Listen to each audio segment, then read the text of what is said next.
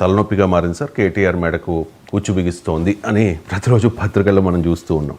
కేటీఆర్ నేరం చేసినట్లు ఆధారాలు ఉన్నాయి. ఫార్ములా ఈ రేస్ ఆపరేషన్స్కు ఏకపక్షంగా చెల్లింపులు. హైకోర్టులో ఏసీబీ కౌంటర్ పిటిషన్ దాఖలు చేసింది సార్. అనుమతులు లేకుండా విదేశీ సంస్థకు 54 కోట్లు బదిలీ అయ్యాయి అనేది ఆరోపణ. కానీ ఫార్ములా ఈ రేసుపై హైకోర్టుకు ఒక అఫిడవిట్ ఇచ్చారు కేటీఆర్. దానిలో విధానపరమైన అంశాలను చూసుకోవాల్సింది అధికారులే, మంత్రిగా అది నా బాధ్యత కాదు, అప్రతిష్ట పాలు చేయడానికే ఈ కేసు పెడుతూ ఉన్నారు, ఇది కక్షపూరితం అంటూ అఫిడవిట్ దాఖలు చేశారు. సో మంత్రులకు బాధ్యత ఉండదా సార్? విధానపరమైన అంశాలను చూసుకోవాల్సింది అధికారులేనా? అధికారులనే బాధ్యులను చేయాలా? ఇప్పుడు విధానపరమైన నిర్ణయాలు అధికారులు తీసుకుంటే మంత్రులు ఏ నిర్ణయాలు తీసుకుంటారు? మంత్రులు ఏ నిర్ణయాలు తీసుకుంటారు? మంత్రుల సొంతకాలు ఎందుకు ఫైళ్ళ పైన? సో ఎగ్జిక్యూటివ్ అనేది రెండు, పర్మనెంట్ ఎగ్జిక్యూటివ్, పొలిటికల్ ఎగ్జిక్యూటివ్. మీకు క్యాబినెట్లో అప్రూవల్ కావాలి, అది విధానపరమైన నిర్ణయమే కదా. మరి క్యాబినెట్లో మా అధికారులు ఆమోదం ఉంటే సరిపోతుందా? అందువల్ల పొలిటికల్ ఎస్టాబ్లిష్మెంట్ కెనాట్ ఎస్కేప్. ఇందులో కుంభకోణం జరిగిందా జరగలేదా, అవినీతి జరిగిందా జరగలేదా అని వాదించవచ్చు, కానీ అధికారులదే బాధ్యత, రాజకీయ నాయకులకి ఏ బాధ్యత ఉండదు అనే ఆర్గ్యుమెంట్. ఐ థింక్ నేను అఫిడవిట్ మొత్తం కౌంటర్ చదవలేదు, క్వాష్ పిటిషన్. సో మీడియాలో వచ్చిన దాని ఆధారంగా I don't think that will be A sound argument. Course మొత్తం ఐ రిజర్వ్ మై కామెంట్స్. అంటే నార్మల్గా నాకున్న అలవాటు ఏంటంటే ఒకటి, అది ఏదైనా పిటిషన్ మొత్తం చదువుతాను. సో క్వాష్ పిటిషన్ మొత్తం చదవలేదు కనుక అందులో ఏ బేసిస్ మీద ఆర్గ్యుమెంట్ పెట్టారో తెలియదు. కానీ స్థూలంగా రాజకీయ నాయకత్వం, అధికారులు మనకందరికీ తెలుసు.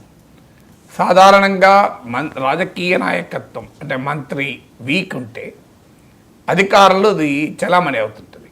కానీ మంత్రి స్ట్రాంగ్గా ఉన్న సమయంలో అధికారులు ఇంకేమీ ఉండదు. అందులో KTR is nothing but KCR. So KTR నిర్ణయానికి కాదని ఒక అధికారి నిర్ణయం తీసుకుంటాడు. బహుశా ఇందులో అప్పటి కీలకమైన అధికారి ప్రిన్సిపల్ సెక్రటరీ అరవింద్ కుమార్, ఆయన అప్రూవర్గా మారుతున్నాడని కూడా వార్తలు వచ్చాయి.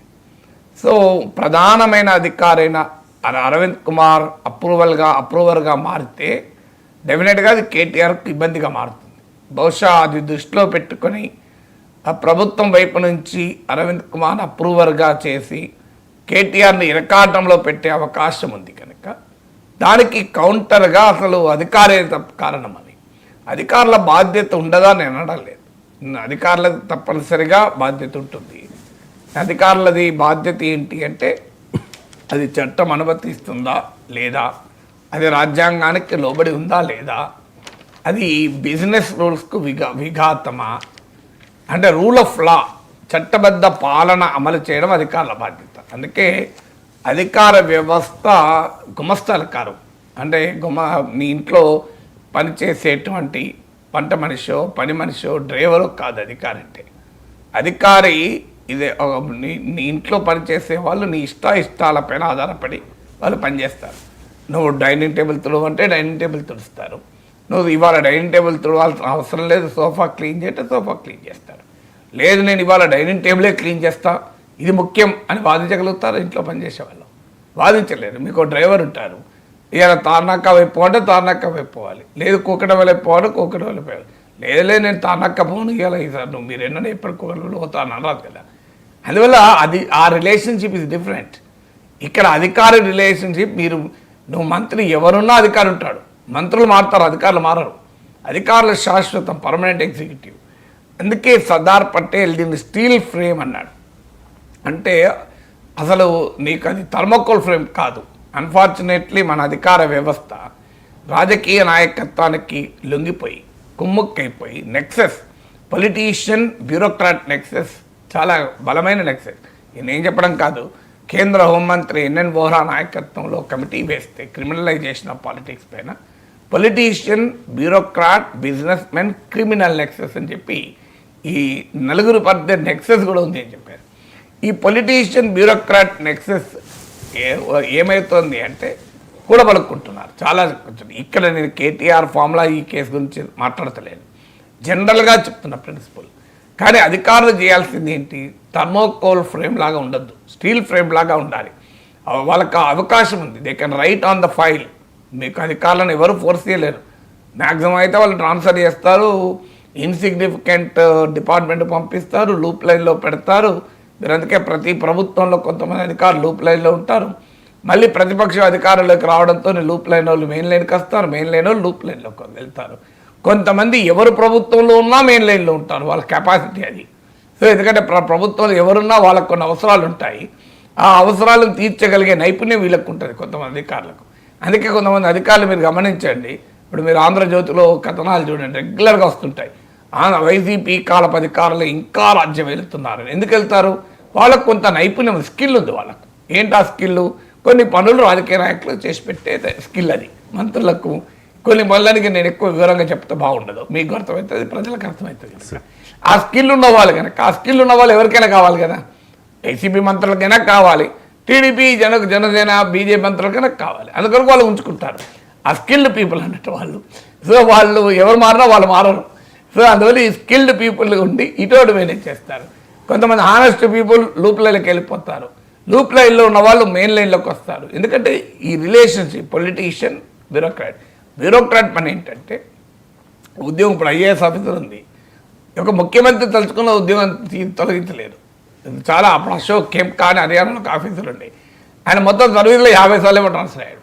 కాంగ్రెస్ అధికారం ఉన్నా ట్రాన్స్ఫరే, బీజేపీ అధికారం ట్రాన్స్ఫరే. ఎక్కడ 6 నెలల ఎక్కడ ఎక్కువ ఉండేవాడు కాదు, కంటిన్యూస్గా ట్రాన్స్ఫర్ అవుతూ ఉండేవాడు ఏ పార్టీ అధికారంలో ఉన్నా. అంటే అందువల్ల they can always stand by the law, stand by the rule. So ఒకవేళ నిజాయితీపరుడైన అధికారి ఉంటే ఖచ్చితంగా నిలబడచ్చు. ఈ చట్టం అనుమతించదు, ఇది రాజ్యాంగం అనుమతించదు, రూల్స్ ఒప్పుకోవు. ఆయన ఫైల్ మీద రాసి వదిలేయచ్చు.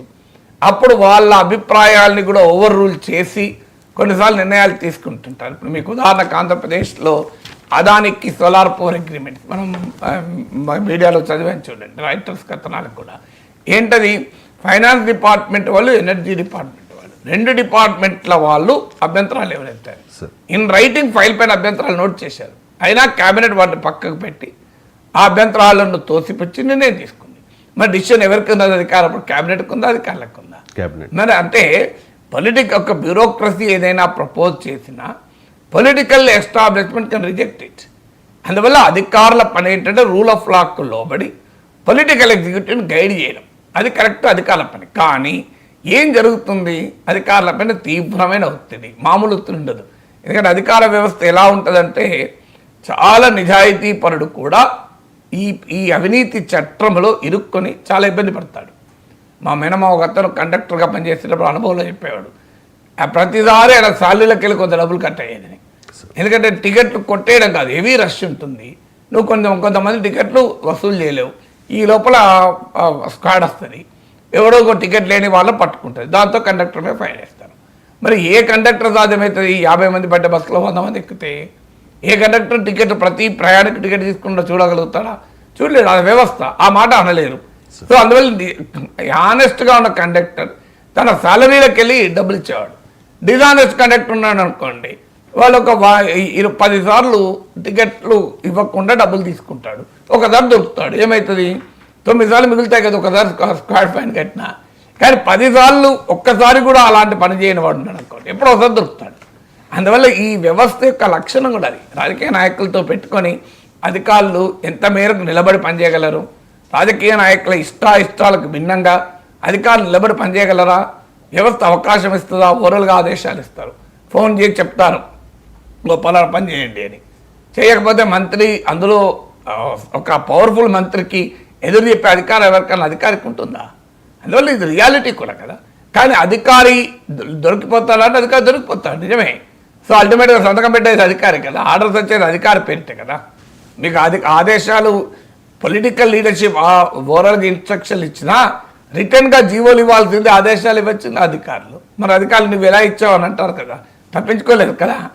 సో అందువల్ల పొలిటికల్ ఇన్ఫ్లుయెన్స్ను ఎదిరించి నిలబడడం అధికారులకు కత్తి మీద సాము. అందువల్ల రాజకీయ నాయకత్వానికి బాధ్యత లేదు అన్నది కరెక్ట్ కాదు. పొలిటీషియన్ బ్యూరోక్రాట్ రిలేషన్షిప్లో అనేక కోణాలు ఉన్నాయి. అందువల్ల political leadership should take responsibility, own responsibility. ఒకవేళ నిజంగానే అధికారి తప్పు చేస్తే ఆ రోజే పట్టుకోవాలి కదా. మరి మంత్రులుగా పదవులు ఇచ్చింది ఎందుకు? నాకు అధికారం లేదని అనరాదు కదా. బట్ స్టిల్ ఆయన పిటిషన్లు ఏమైనా తెలియదు. అధికారము అప్రూవర్ అవుతా అంటే మరి మంత్రి ఏం చేయాలి? మంత్రి మరి అధికార పైన నెట్టివేసే ప్రయత్నం చేయడమా, ఇవన్నీ ఫ్యాక్టర్స్ ఉన్నాయి. బట్ స్టిల్ అధికారి బాధ్యత అధికారికి ఉంటుంది, మంత్రి బాధ్యత మంత్రికి ఉంటుంది. ఎస్. ఇక నెక్స్ట్